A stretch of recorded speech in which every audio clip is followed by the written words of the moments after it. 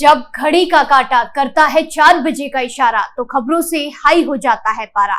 क्योंकि 4 बजे हम चक्रव्यूह के साथ आपके सामने पेश होते हैं।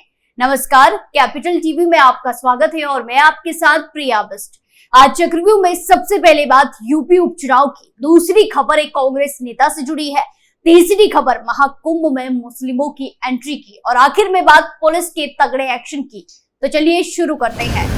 पहली खबर यूपी उपचुनाव से जुड़ी है, जहां उत्तर प्रदेश में जल्द ही उपचुनाव की तारीखों का ऐलान हो सकता है, जिसे देखते हुए भारतीय जनता पार्टी और समाजवादी पार्टी ने अपनी तैयारियां तेज कर दी है।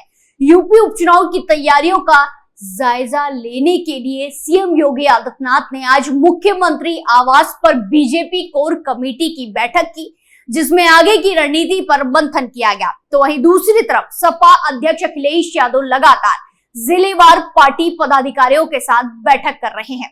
सोमवार को सीएम योगी आदित्यनाथ के नेतृत्व में सुबह 10:30 बजे बीजेपी कोर कमेटी की बैठक बुलाई गई। इस बैठक में दोनों डिप्टी सीएम केशव प्रसाद मौर्य और ब्रजेश पाठक मौजूद रहे। उनके अलावा बीजेपी प्रदेश अध्यक्ष भूपेंद्र चौधरी और संगठन महामंत्री धर्मपाल भी बैठक में शामिल हुए। इस बैठक में आगामी उपचुनाव और प्रत्याशियों के चयन में जातीय समीकरण से लेकर क्षेत्रीय समीकरण तक को लेकर चर्चा का मुद्दा रहा। लोकसभा चुनाव में बीजेपी को यूपी में जिस तरह हार का सामना करना पड़ा, ऐसे में बीजेपी सीएम योगी आदित्यनाथ के लिए उपचुनाव बेहद ही अहम हो गया है। बीजेपी ने इस चुनाव को प्रतिष्ठा का सवाल बना लिया है। इस चुनाव में बीजेपी ज्यादा से ज्यादा सीटें जीतकर ये संदेश देना चाहती है कि यूपी में ऑल इज वेल है। सीएम योगी खुद उपचुनाव की सभी सीटों पर दौरा कर चुके हैं। सीएम योगी ने मिल्कीपुर और कटहरी सीट को जीतने की जिम्मेदारी अपने कांधों पर ले रखी है। समाजवादी पार्टी भी इस उपचुनाव में कोई कोर कसर छोड़ने के मूड में नहीं है। सपा की नजर उपचुनाव के साथ 2027 के उपचुनाव विधानसभा चुनाव पर भी टिकी है, जिसे देखते हुए सपा अध्यक्ष अखिलेश यादव हर लोकसभा और जिलेवार पार्टी पदाधिकारियों और कार्यकर्ताओं के साथ बैठक कर रहे हैं। इसी क्रम में सपा अध्यक्ष ने आज लालगंज लोकसभा के पदाधिकारी के साथ बैठक की, जिसमें उपचुनाव के साथ साथ विधानसभा चुनाव की तैयारियों का भी जायजा लिया गया। आपको बता दें कि चुनाव आयोग जल्द ही यूपी की 10 विधानसभा सीटों पर होने वाले उपचुनाव का ऐलान कर सकता है, तारीखों का ऐलान कर सकता है। माना जा रहा है कि नवंबर महीने में उपचुनाव कराए जा सकते हैं, क्योंकि नियमों के मुताबिक चुनाव आयोग को खाली हुई सीटों पर 6 महीने के अंदर चुनाव कराना ही होता है। खबरों में आगे बढ़ते हैं। उपचुनाव की तारीखों का अभी तक ऐलान भी नहीं हुआ है, लेकिन विपक्षी नेताओं के फंसने का सिलसिला लगातार जारी है। अब एक कांग्रेस नेता पर केस दर्ज हो गया है। दरअसल गाजियाबाद से भारतीय जनता पार्टी के सांसद अतुल गर्ग ने कांग्रेस प्रवक्ता डॉली शर्मा और एक पत्रकार के खिलाफ एफआईआर दर्ज कराई है। इस एफआईआर में बीजेपी सांसद ने डॉली शर्मा पर उनकी छवि को धूमिल करने और झूठी अफवाहें फैलाने जैसे गंभीर आरोप लगाए हैं। आपको बता दें कि डॉली शर्मा लोकसभा चुनाव 2024 में गाजियाबाद लोकसभा से इंडिया गठबंधन की प्रत्याशी थी। इस दौरान उन्होंने सांसद अतुल गर्ग पर भू माफिया जैसे गंभीर आरोप लगाए थे। अब अतुल गर्ग ने कांग्रेस की राष्ट्रीय प्रवक्ता डॉली शर्मा पर उनकी छवि धूमिल करने, झूठे आरोप लगाने और मनगढ़ंत अफवाहें फैलाने का दावा करते हुए एफआईआर दर्ज करवा दी है। वहीं इससे पहले अतुल गर्ग ने लोकसभा चुनाव के दौरान इंडिया गठबंधन की प्रत्याशी डॉली शर्मा को एक नोटिस भी भिजवाया था, लेकिन डॉली शर्मा ने नोटिस का जवाब नहीं दिया, जिसके बाद रविवार 6 अक्टूबर को अतुल गर्ग ने डॉली शर्मा के खिलाफ मामला दर्ज कराया।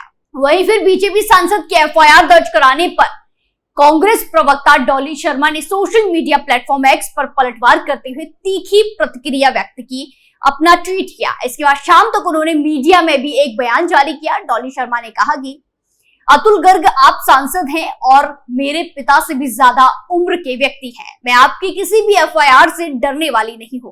भारतीय जनता पार्टी के नेता पवन गोयल ने वो दस्तावेज और उत्तर प्रदेश के मुख्यमंत्री योगी आदित्यनाथ को भेजे थे और वही दस्तावेज मैंने मीडिया को पढ़कर सुनाया था, जिसकी वजह से अतुल गर्ग ने मेरे ऊपर मुकदमा दर्ज कराया है। इस मामले में एक और पत्रकार पर मुकदमा दर्ज हुआ है, जो पूरी तरह से गलत है। मेरी संतावना पत्रकार के साथ है। लोकतंत्र के चौथे स्तंभ के जरिए मेरे दिए गए बयान को प्रकाशित करना क्या गलत है। डॉली शर्मा का कहना है कि शायद गाजियाबाद सांसद अतुल गर्ग को उनसे कोई निजी दुश्मनी या रंजिश है, जिसकी वजह से ये एफआईआर दर्ज कराई गई है। वहीं अब आरोप प्रत्यारोप के बीच यहाँ का सियासी पारा हाई हो गया है। कयास लगाए जा रहे हैं कि अब डॉली शर्मा जुबानी जंग के साथ कानूनी दाव पेच के साथ अतुल गर्ग का घेराव करेंगे। खबरों में आगे बढ़ते हैं। उत्तर प्रदेश के प्रयागराज में 13 जनवरी 2025 से आस्था के सबसे बड़े महाकुंभ की शुरुआत होने जा रही है। इसकी तैयारियां भी बहुत जोरों से चल रही है, लेकिन उससे पहले इस महाकुंभ में मुस्लिम के प्रवेश, मुस्लिम की एंट्री को लेकर धर्म युद्ध छिड़ गया है। दरअसल महाकुंभ 2025 के मेले को लेकर प्रयागराज में रविवार 6 अक्टूबर को अखाड़ा परिषद की बैठक बुलाई गई और इस बैठक में महाकुंभ में मुस्लिमों की एंट्री बैन किए जाने की मांग की गई है। आपको बता दें कि 13 अखाड़ों ने फैसला किया है कि कुंभ में आईडी जरूर हो। मुख्यमंत्री योगी आदित्यनाथ के सामने संतों ने ये मांग रखी है। परिषद के सदस्यों के मुताबिक मुस्लिम संत बनकर घूमते हैं और पहचान छिपाकर गरबा महोत्सव में घुस जाते हैं। इसीलिए जरूरी है कि जो भी प्रयागराज महाकुंभ में आए उसकी जांच हो। कोई भी मुखौटा लगाकर गलत तरीके से महाकुंभ मेले में प्रवेश कर सनातन संस्कृति और परंपरा को दूषित ना कर सकता है।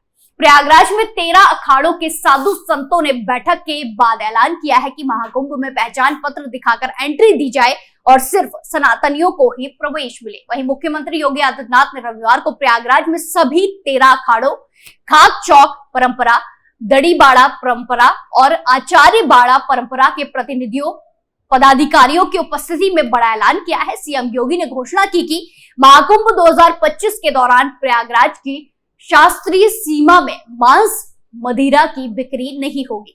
उन्होंने कहा कि महाकुंभ में पूरी दुनिया सनातन भारतीय संस्कृति से साक्षात्कार करेगी। सनातन परंपरा के सम्मान के लिए सरकार समर्पित है। मुख्यमंत्री ने आगे कहा कि पावन त्रिवेणी संगम में स्नान की अभिलाषा के लिए महाकुंभ आने वाले हर संत और श्रद्धालु को अविरल निर्मल गंगा यमुना के दर्शन होंगे। पवित्र नदियों की स्वच्छता सुनिश्चित करने के लिए सरकार के स्तर पर प्रयास किए जा रहे हैं, लेकिन साधु संत समाज का सहयोग भी अपेक्षित है। मुख्यमंत्री योगी ने आगे कहा कि महाकुंभ के दौरान ब्रह्मलीन होने वाले साधु संतों की समाधि के लिए प्रयागराज में शीघ्र ही भूमि आरक्षित कर दी जाएगी। मुख्यमंत्री ने आगे कहा कि संतों के मार्गदर्शन में ही सनातन समाज का उत्कर्ष संभव है। महाकुंभ 2025 कुंभ 2019 से भी अधिक भव्य, इसके लिए सभी को योगदान करना होगा।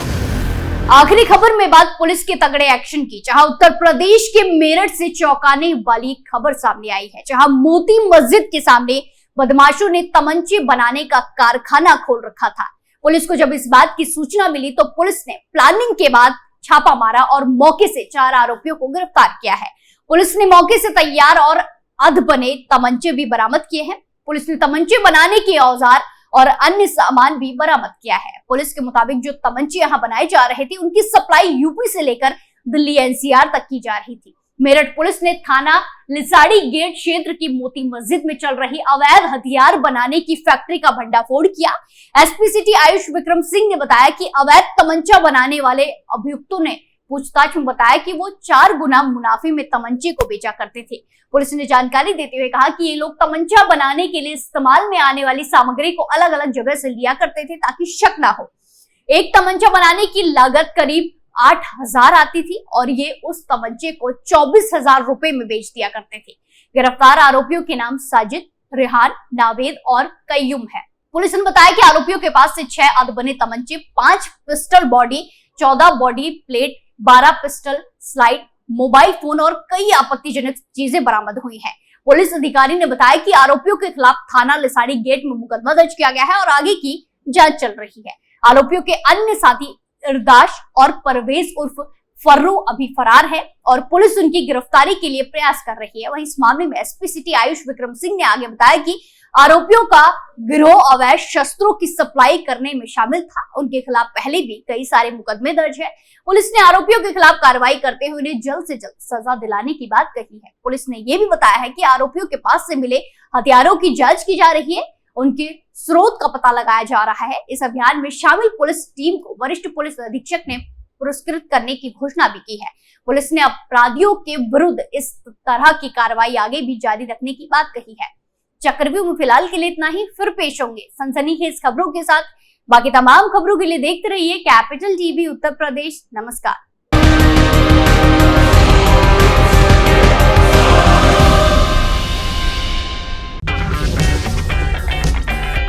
अगर आपको हमारा वीडियो पसंद आया हो तो इसे लाइक करें, हमारे चैनल को सब्सक्राइब करें और हाँ, बेल आइकन दबाना ना भूलें ताकि आप तक हमारे वीडियो की नोटिफिकेशन पहुंचती रहे।